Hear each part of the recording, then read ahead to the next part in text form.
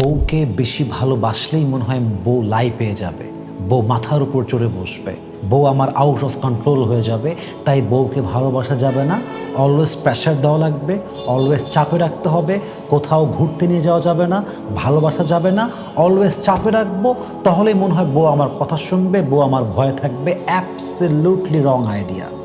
I think this is my personal point of view. I don't know whether you will go to agree or not, but I hope you will go to agree that this is the wrong concept that actually we have created in this society. মাথায় রাখতে হবে, বউ যদি honest হয়, বউ যদি loyal হয়, বউ যদি চরিত্রবান হয়, সৎ হয়, she was honest, she is honest and she has been honest with you all the time, এবং সে কখনো আপনার সঙ্গে চিট করে নাই, বাটপারি করে নাই, মিথ্যা বলে নাই, আপনার হক নষ্ট করে নাই, আপনার সংসারে এসে পরকীয়া করে নাই।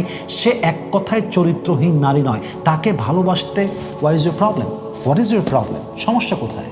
এটা সমাজের দেওয়া কনসেপ্ট যে বউকে ভালোবাসলে বউ লাই পেয়ে যায়। কেন লাই পাবে? কেন?